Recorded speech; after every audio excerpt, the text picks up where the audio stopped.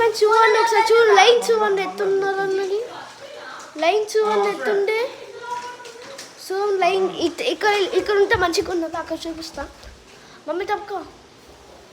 అసలు ఇక్కడ చూడు ఇంత ఘోరం కనిపిస్తుంది అప్ప. అవును పైపు నుంచి దారి పడుతుంది, అంత లావుగా కనిపిస్తుంది. ఒక్కొక్కటి చూడండి.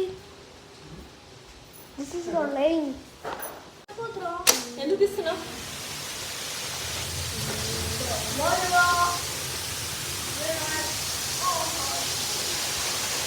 చూడండి